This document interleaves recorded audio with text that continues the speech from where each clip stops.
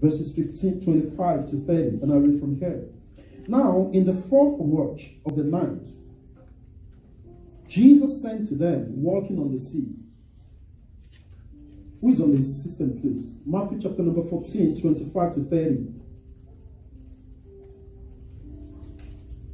Now, in the fourth watch of the night, Jesus went to them, walking on the sea. Next verse, church. And when the disciples saw him walking on the sea, they were troubled, saying, "It is a ghost," and they cried out for fear. But immediately Jesus spoke to them, saying, "Be of good cheer. It is I, do not be afraid." Next verse, church. Lord, if it is you, command me to come to you.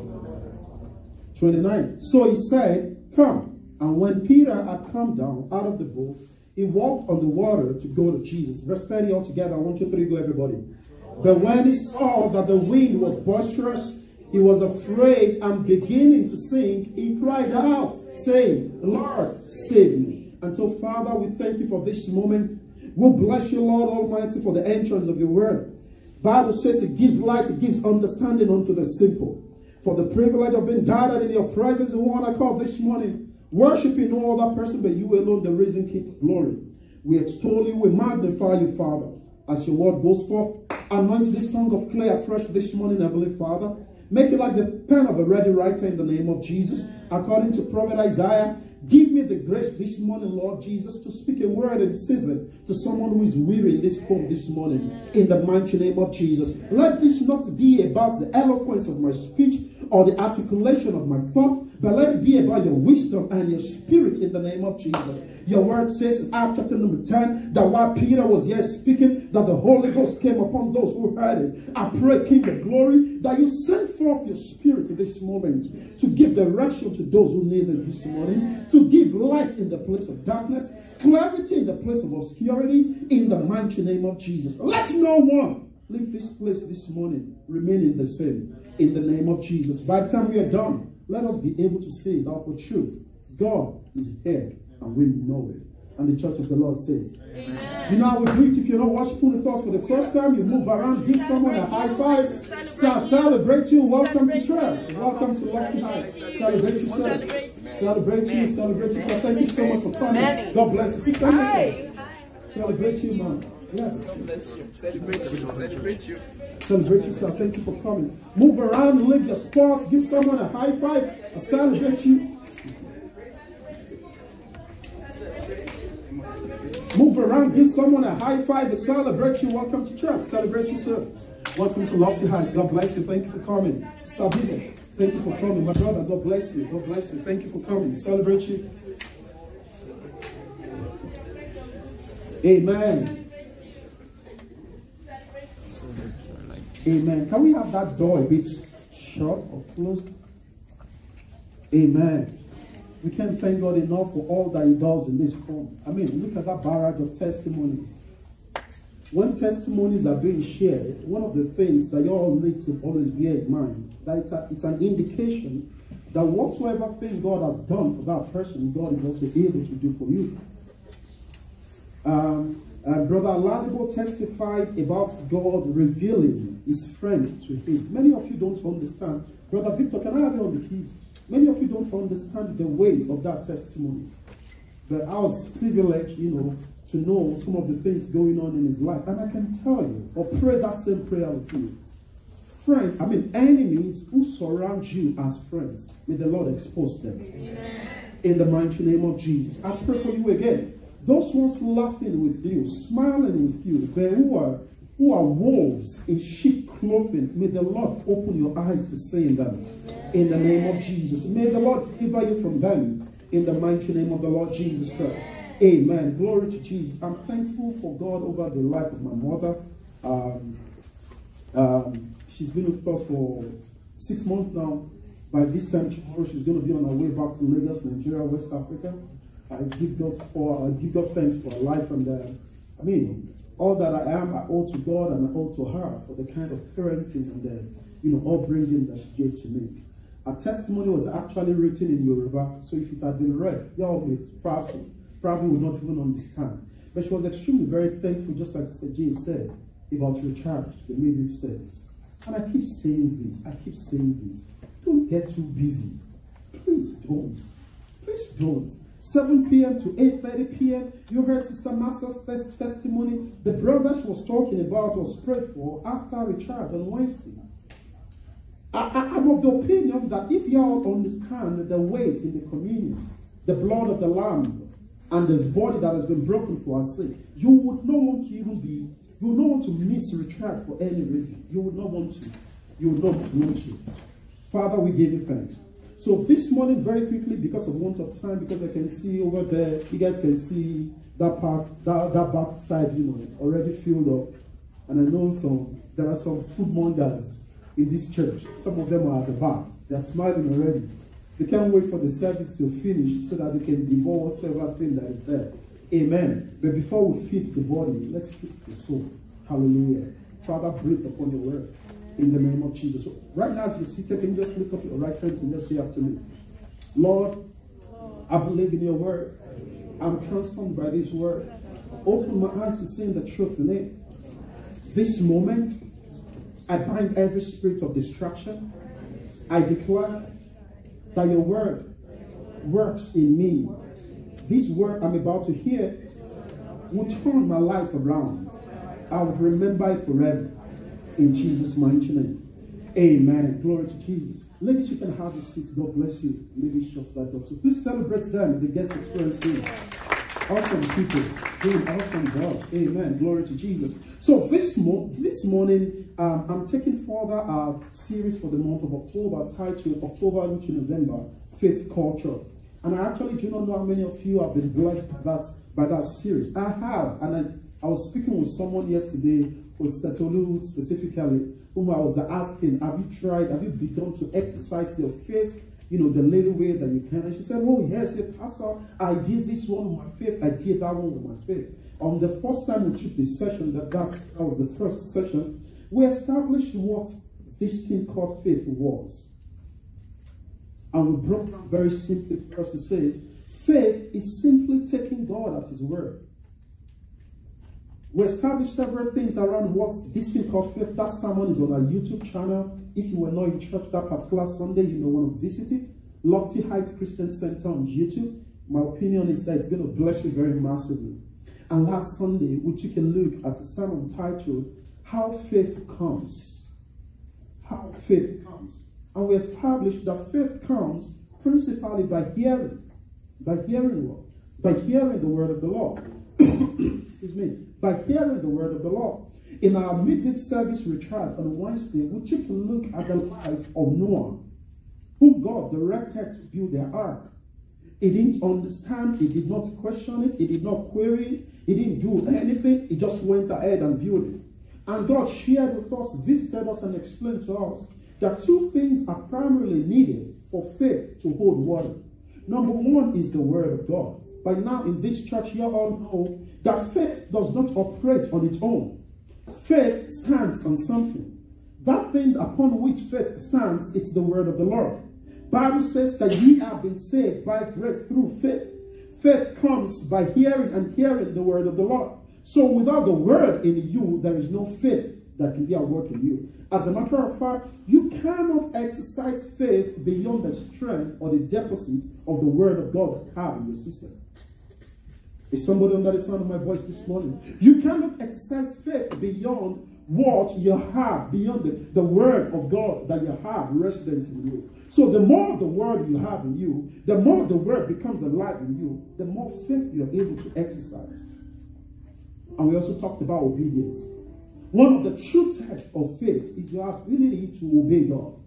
As a matter of fact, you cannot be walking in disobedience and express faith to be at work in your life.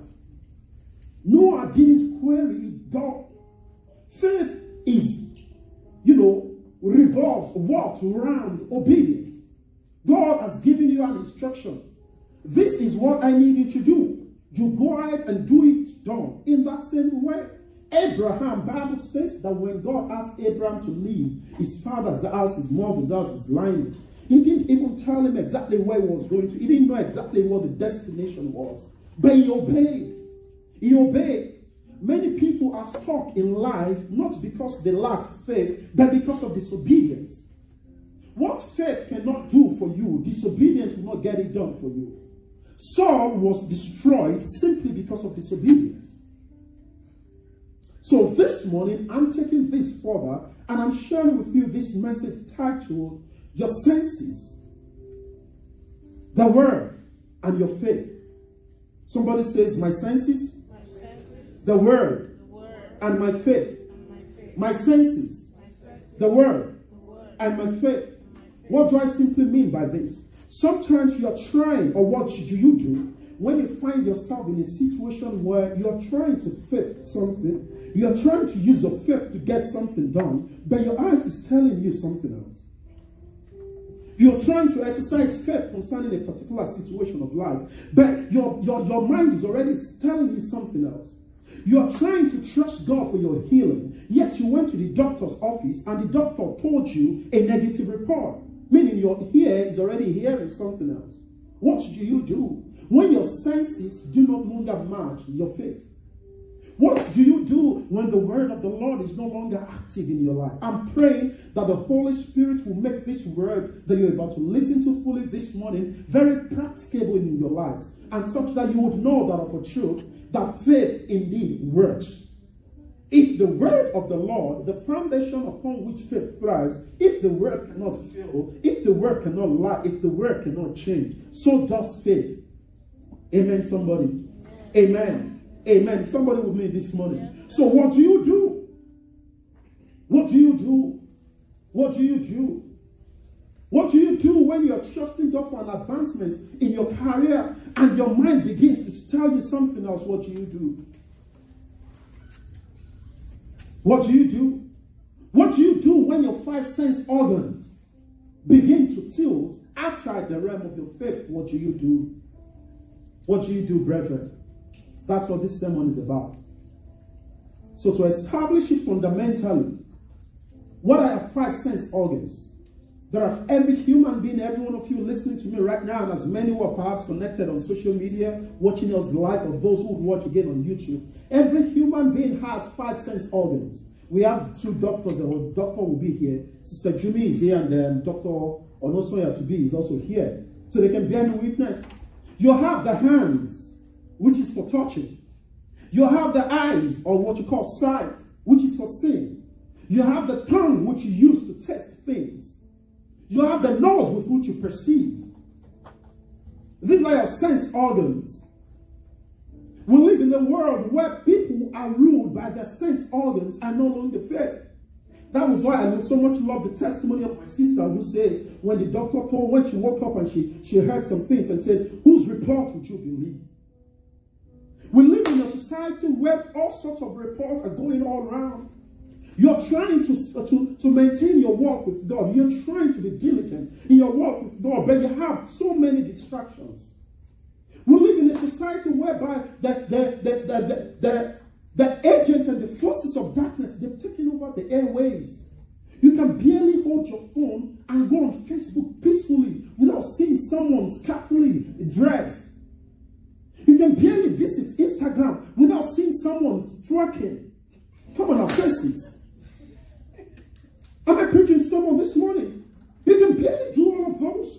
You can barely walk around in the street, on the street of Regina, and not see someone who was, chosen to expose all that needs to be covered. So what do you do? How do you trust God? We live in a world where people are swayed to the right and to the left as a result of things, not because they are lacking in faith, but because the things they saw far outweighs the strength of their faith. The things they see far outweighs the strength of their faith. So how do you keep trusting God when your senses, your mind, your eyes, your ears, and your environment are telling you otherwise? Some of you actually desired at the start of this year 2019, one of your resolutions actually was to have a deeper relationship with God. One of your resolutions was to be more devoted to God. One of your resolutions was to study your Bible the more. When was the last time you stuck to that? So we have several things calling for attention. How do you condition and realign your senses to God's word? How do you remain steadfast on the word and without wavering? How can you hope against hope? The Lord told me that healing is going to be taking place in this home this morning. I don't know what the situation may be. When I was actually praying, I perceived that there will be someone who would show up in this service. You have issues with your throat. When I heard that, it sounds a bit strange to me. Healing is coming to you. I don't know what, maybe it's your, is it tracks you call it? What do you call this thing? Whatsoever thing is, something from here to here, that's all that I know, okay? Leave the medical term alone. I'm trusting, I believe God, that healing is going to come unto you in the mighty name of Jesus. In the passage that we read in Matthew chapter number 14, we saw the story of Peter, a very vibrant and fearless disciple of Christ, who desired to do what Jesus did by walking on water. Master, if it was you, bid me to come. And Jesus said to him, come. And Jesus said to him, come. Let's face it, depending on the strength of what you're trusting God for, you may get into the middle of it and begin to question who sent me. Has that ever happened to anybody before? You have a project in mind. There is something you want to do. When you were starting out, you were so pumped up. I can do all things through Christ who strengthens me. I am who God says I am. I am this, I am that. Then you get into the middle of it. The reality hits you. And you realize that this thing is actually tougher or deeper than I thought it's going to be.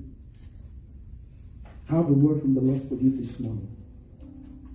Even in the toughest of times, Jesus is right there with you. Amen. I thought somebody's going to say, come on, God, I like that. In the toughest of times, Jesus is right there with you.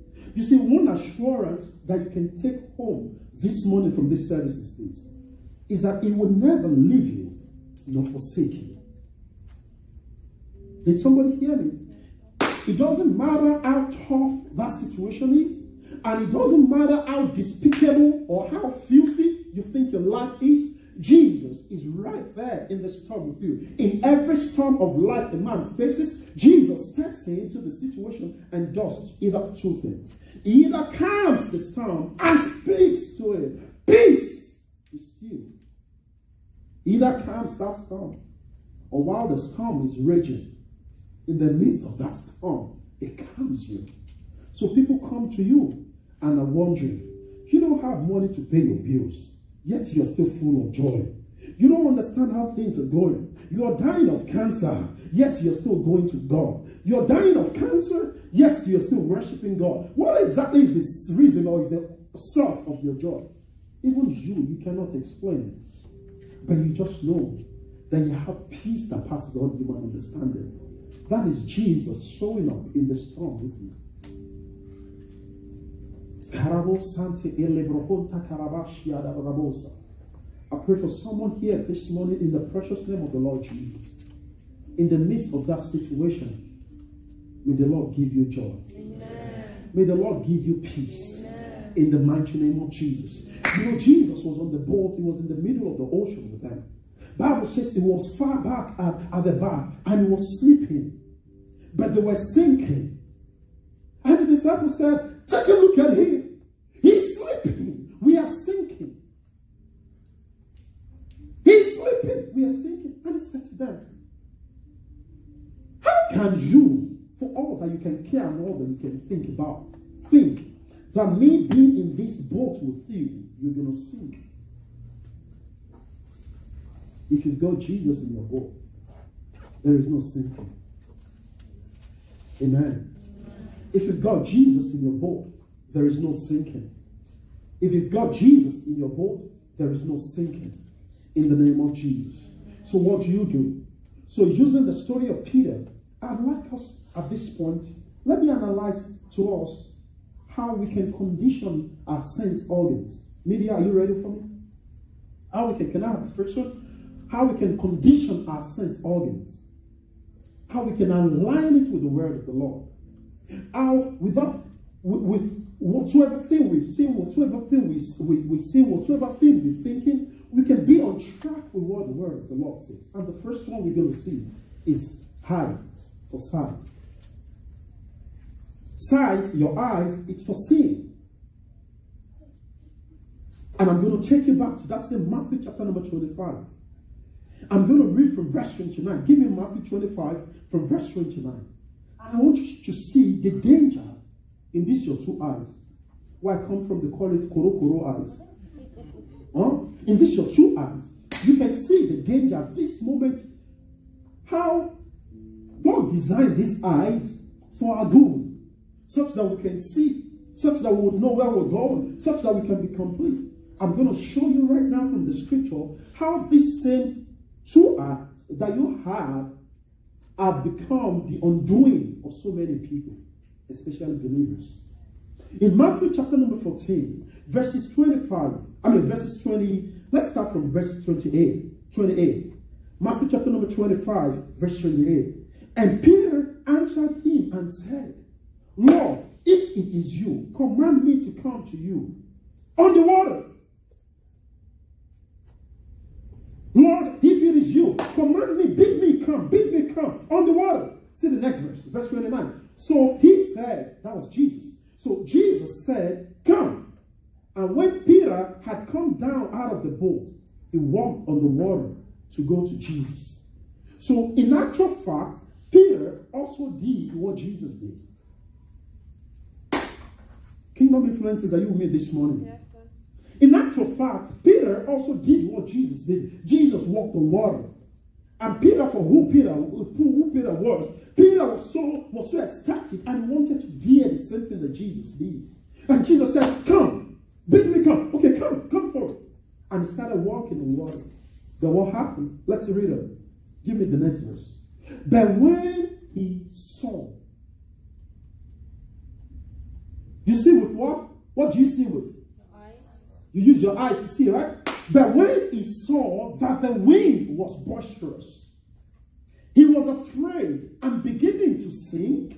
He cried out, saying, Lord, save me. When Peter saw, I'm sharing with you this morning your senses, your faith, and the word. How to realign your 5 sense organs to the word of the Lord, such that you can walk by faith. Peter had faith. Not that he didn't have faith, but in between, halfway into walking on water, his sense organ came into play. Is somebody on the sound of my voice this morning? Yeah. His sense organ did what? His sense organ came into play. But when he saw, if Peter hadn't seen, he would have completed his walking on water. Is somebody with me? Yeah. Please, can we raise the temperature in this place a little bit? If Peter hadn't seen, if Peter hadn't opened his eyes to see something, he would have completed walking on water. But when he saw that the wind was boisterous, so those were the things he saw. He just did not open his eyes. He saw how boisterous the wind was. And I need you to just follow me. He saw how boisterous the wind was after he had seen how, meaning, this is me in the middle of an ocean. I ain't going to survive this. At that point, it did not matter to Peter anymore. Maybe it was Jesus who bid him to come or not. He allowed his eyes, his physical senses, to supersede the strength of his faith. He extolled his eyes, his physical eyes, beyond the word, the instruction God had given him. Come. Come on, kingdom. Are you with me this morning? Is somebody in the Lord's house? Yes, sir. Peter extolled his eyes, his physical eyes, beyond the instruction God gave him to come. Brethren, this is exactly the way it is in our lives. Whenever you elevate your sight, your eyes, beyond what the word of the Lord says, you begin to sink. Peter believed that first. Peter believed that first. You've written an examination. You were trusting God for huge success before. All of a sudden, your friend said, oh, the result had been pasted. Or I just checked my own result on the system and my result wasn't right. You took that in. Let me just let you know this morning. Whenever you're walking in unbelief, It means you've gotten to that level where you've elevated your sense organs beyond the word of the Lord. Oh, Jesus, give them understanding this morning. This place is so cool. Please, are you with me? Are you with me?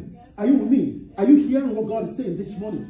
Whenever you're walking in unbelief, and as you're a believer, and you're walking in unbelief, it simply means you've elevated your 5 sense organs above what the word of the Lord says. It shouldn't be like that. You should walk by faith and not by sight. If your eyes is seeing something contrary to what the word of the Lord is saying, your faith is going to be shaken. That was what happened to Peter. That was what happened to Peter. Have you heard this saying by people of the world saying, seeing is believing? How many of you have heard that before? If you want someone to show you a proof of something, you say, seeing is believing. When I see it, I will believe. Do you know that statement or that first seeing is believing? Do you know it is anti-biblical? It is against the notion of the Bible. Do you know that? As believers, we have not been called into the see and believe kind of life. We have been called into the believe and see kind of life. Oh, carabo sata. Is somebody under the sound of my voice this morning? You know, Jesus, when he arose from the grave,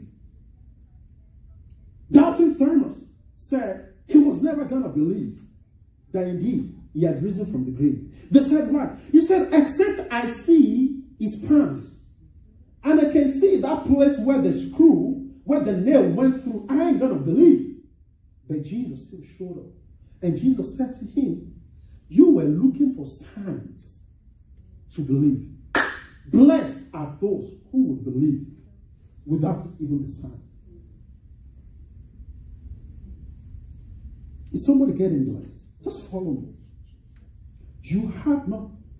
The God that you serve, Sister Marcel, is the God that calls those things that be not as though they were.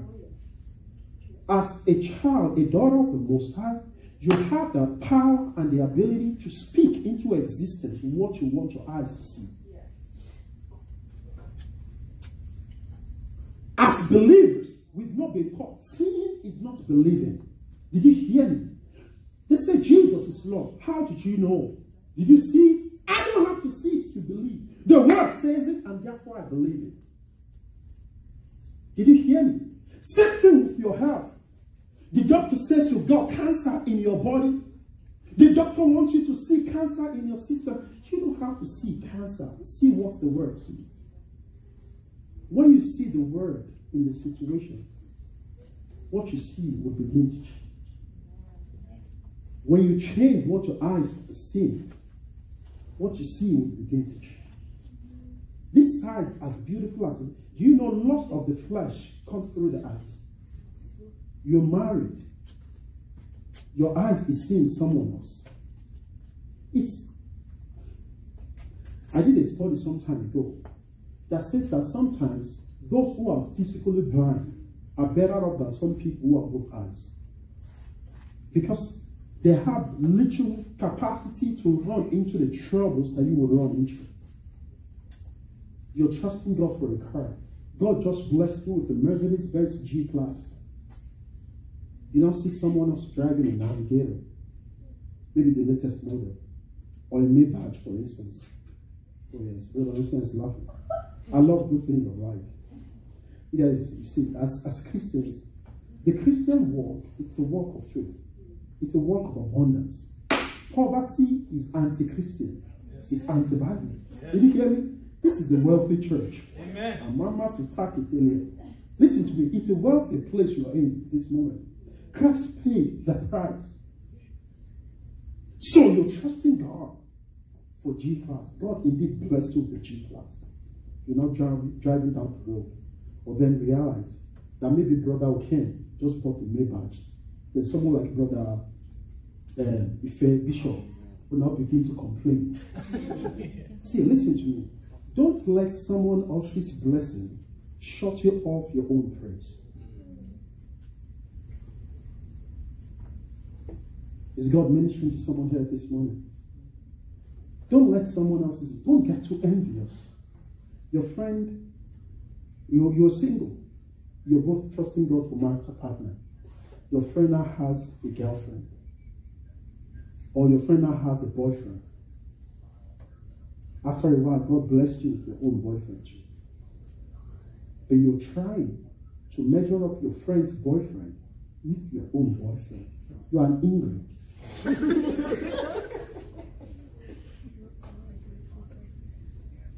Eyes are beautiful.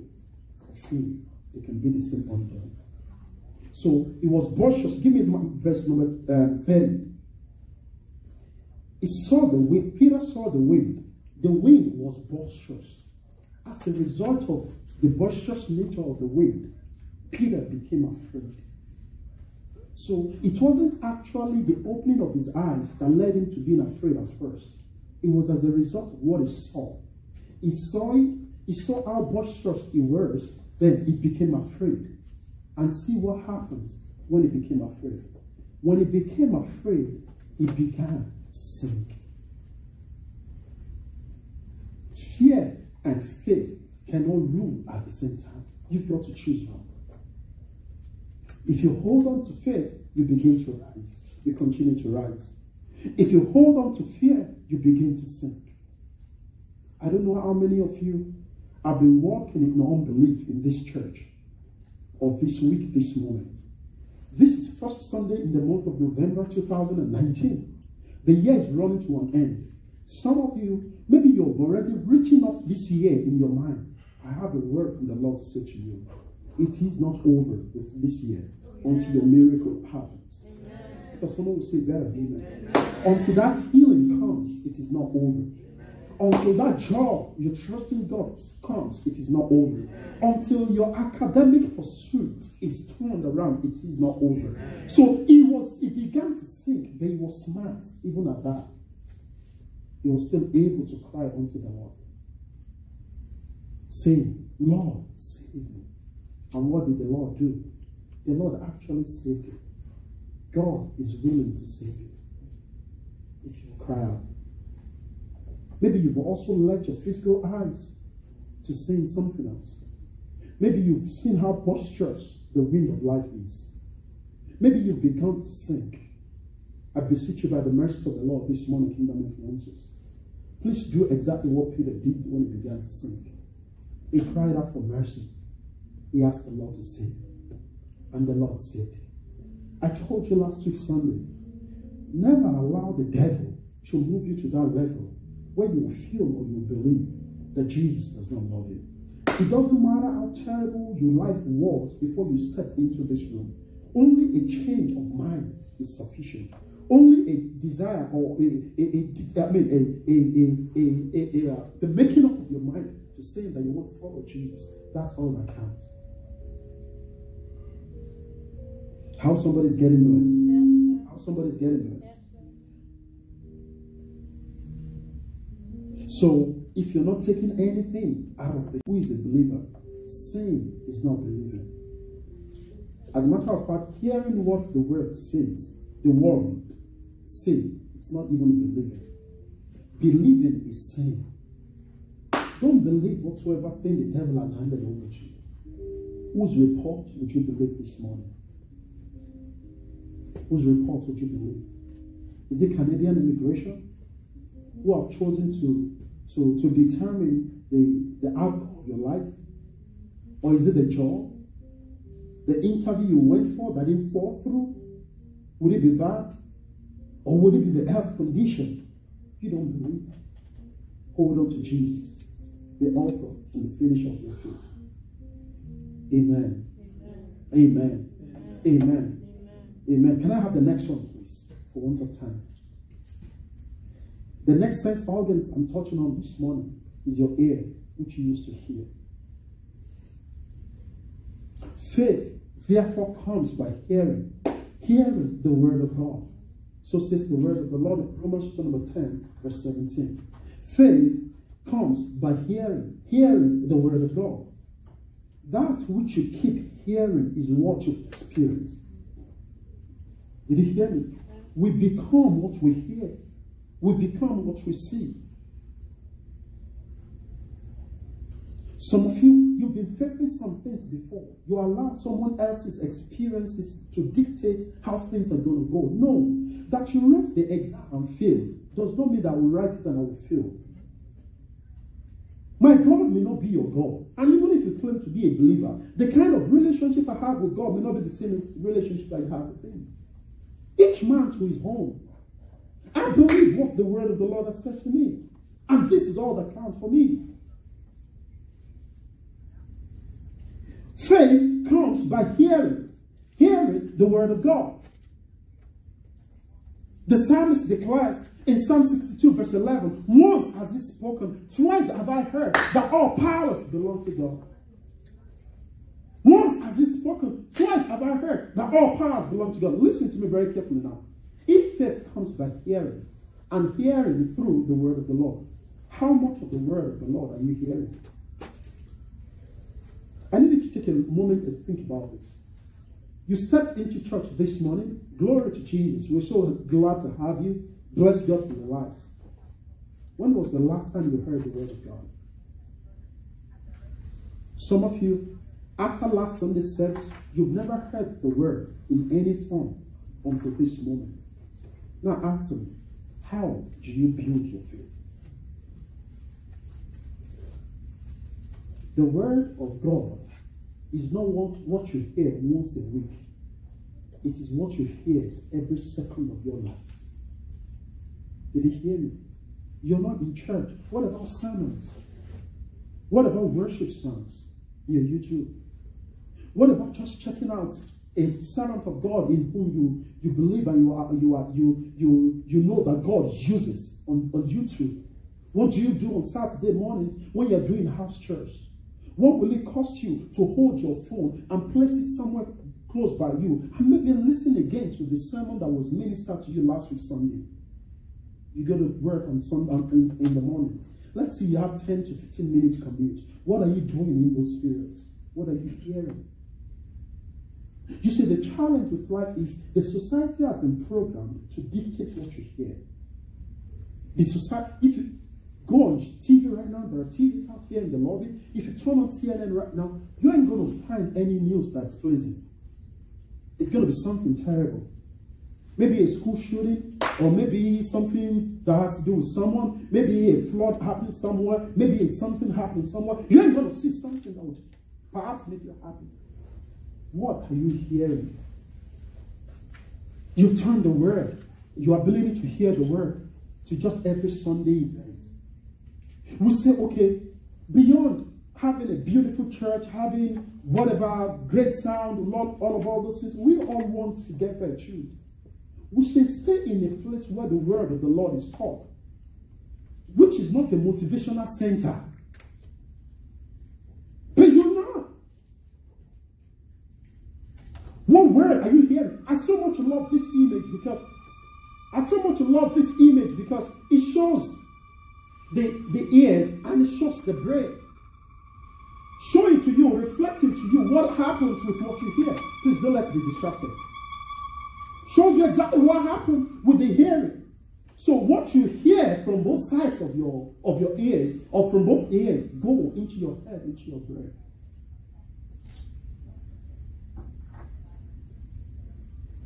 How dedicated are you to hearing the word of God? I know you want beautiful lives. Nothing good comes easy. Neither does a beautiful life. Even if God has promised you, and even if you're faith in it, you still got to work it out. And that's going to be the focus of my next Sunday sermon. The Bible tells us that faith without works, it is dead. Let's move to the next one because of what I've said. I have here tongue for tasting. You use your tongue to taste. But the Bible tells us that the life and death, they are in the power of the tongue. Life and death, they are in the powers of the tongue. In using your taste sense organs for faith, it's for you to deepen it in terms of your confessions. Did you notice that when each time our service is to start, we recite prophetic declarations? It's not for fluke. Did you notice that for us as a church, we read the opening scripture of the sermon, we read it responsively. It's because I know that some of you don't read the Bibles on your own. So at least when you come to church on Sunday, even if it's just a verse, you open your mouth and you read that one. Confessions of faith. Confessions of faith. Bible says, as he is in his heart, so he is. Confessions of faith. Life and death are in the power of the tongue. I told them, those who worship with us last week Sunday at Recharge, the last week Wednesday rather, during our midweek service. If you have a situation of life confronting you at this moment, and you need to draft a word-based confession on it, walk up to me. I will help you out. We'll carve out a confession that you can have posted in your room or somewhere, which you will be reciting, which you will be declaring. And as you are declaring it, you're becoming better at it. Even if it's just the word of the Lord. I am what the word says I am. I live by the word. I do not live by my head. I walk in spirit. I do not walk in flesh. Jesus has healed me, and so I declare that I'm healed. Heaven and earth were created through the powers of the tongue, through the powers of the word. If you study the book of Genesis, Bible tells us that in the beginning there was no form of void anywhere. God was the one commanding those things to come. Let there be light, and there was. Let there be, and there was. Let this part off, and there was. Let this happen, and there was. Bible says in the book of Genesis, as it says, Bible says, then you would see that it is good. Then you move to the next creation. Over your destiny, what you declare. I think it was at Recharge I also told them, as a bachelor, a single person, I had personal confessions about my future that I was always declaring. The time between what you're saying, I mean, if you keep declaring the word, and you keep working towards the word, the timeline between that and the manifestation of whatsoever thing you're declaring is nothing. Because you surely see it come to pass. You see it come to pass. Amen, somebody. Amen. You see it come to pass. So tongue for tasting. Life and death are in the power of the tongue. You're sick. What are you confessing? Excuse me. You know how people wake up in the morning and they go, I have headache. My body is aching me. That's why your body is indeed aching you. That's why you have headache. You say what you want to see. You have headache. Yes, you refuse to see the headache. You refuse to hear the headache. You begin to declare to say the things that you want to see. Amen. If your mouth is saying it and you're working towards it, soon, very soon, your eyes will behold it. Very soon, your eyes will behold it. Give me the next one. I have here nose. Use nose for smelling. You cannot walk in faith and by faith without being sensitive to your environment. Be able to pick the signal. Be able to know, be able to perceive, to know at that point when your faith is being shaken. Know exactly at that point, that area where you're tilting towards, where things may not be exactly go the way you want them to go anymore. And be sensitive and nip it straight in the ball. Sensitivity of, some of you have super nose. More like my wife. She smells everything. Some of you have very super nose. If somebody is cooking very, very far away, you'll be the one to perceive it. Somebody is cooking. I can perceive something happening. Import that into your spirit too. Make your spirit that super sensitive. Make your spirit that super sensitive. Thank you. Make your spirit that super sensitive and see what God is going to do in your life. And the last one that I have for this morning. The last sense organ. Your hands for touching. In the midst of the storm, choose praise. I'm showing you through the word how you can, as individuals, begin to realign your sense organs to see what the word of the Lord says. To believe in more in the word of the Lord. Use your hands for his praise. That was why I told us this morning, lift up your hands and just worship the King of Glory.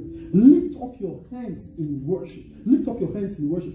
Lifting up your hands in worship does not mean that that the thing is not there, but it means that even in the midst of the storm, you still find a thirst. Bible tells us in Romans chapter number 4 concerning Abraham. It says Abraham, not wavering through unbelief, he was strengthened in faith, giving glory to God. Giving glory to God. Giving glory to God. He was strengthened in faith, giving glory to God. Romans chapter number 4. Can I have that? Verses 19 to 22. I've been reading this verse of the scripture over and over again since the start of this series. Abraham, and not being weak in faith, he did not consider his own body already dead since he was about 100 years old, and the deadness of Sarah's womb. Verse 20. He did not waver. Amen. He did not waver. Another version says he did not stagger. He did not waver at the promise of God through unbelief, but was strengthened in faith, giving glory to God. Don't let your hand cease giving glory to God. If you praise God enough concerning that situation, God is bound to step in. Let me tell you, God may reject anything and everything. He would not reject praise. He longs for it. That's the only thing that he eats. That's the only thing that he desires. The walls of Jericho went down flat because he commanded the children of Israel to shout praises around it for 7 times. Praise in the midst of the storm. Praise in the midst of the storm. Let the sound of your praise not go down. Praise God, lifting holy hands unto him.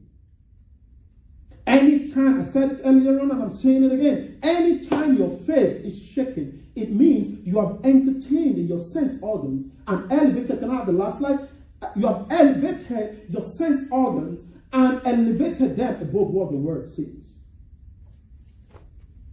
Remember the story of Peter. All he did was to see.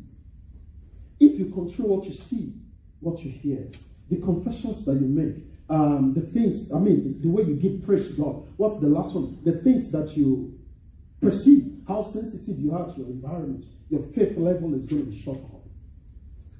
Your faith level is going to go high. Whenever your faith is shaken, it means you have entertained your sense organs. You've elevated them above what the word says. We walk by faith, not by sight. It can be tough, it can be difficult, but it's a life that we've been called to as believers. We've not been asked to live our lives based on what we can see, based on what we can hear, based on what people are doing, but we've been asked and we've been called into that life that calls forth those things that be not as though they were. Rise up in your feet this morning.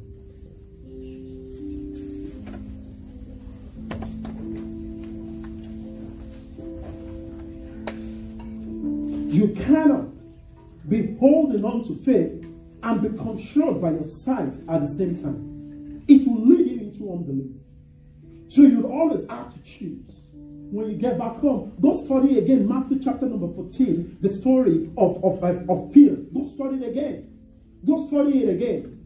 Peter saw first. He saw how boisterous the wind was.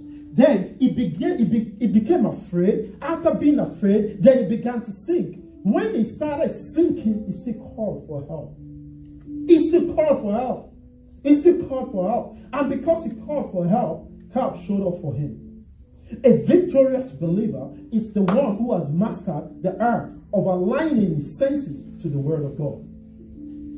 The disciples declared to God, to Jesus, says, we cannot but speak of the things that we have seen and we have heard. I don't know if there is anyone in this house this morning who is like Peter. You've been walking in unbelief. You've been seeing things contrary to what God says. You've been hearing things contrary to what the word says. You've been thinking about things contrary to what the word says. If there is anyone there here tonight like that, this morning like that, and you want to do like Peter, by calling out for help, the time is now for you. I need you to just talk to your maker. Talk to your God. I'm sorry, Lord Jesus, I did not believe you enough concerning this situation. I'm sorry, Father, that I did not have enough faith that you can carry me through this challenge. But Lord, I'm sinking. And like Peter, I desire that you rescue me. Rescue me, Jesus. Is somebody praying this morning? Rescue me, Jesus. Rescue me, Jesus. Rescue me, Jesus. Rescue me, Jesus. In Jesus' mighty name we pray. At Lofty Heights, we don't like bringing the service to a close. We are giving something. Your faith is shaken. It means you have entertained yourselves others and elevated them above what the word says. So you're going to say that for me. Whenever my faith, whenever my faith is shaken, it means I have entertained my sense organs and elevated them above what the word of the Lord says. Whenever my faith is shaken, it means I have entertained my sense organs and elevated them above what the word says. Amen. Celebrate Jesus if you receive that word this morning. Amen. Have you sit in God's presence very briefly. We're bringing the service to a close now.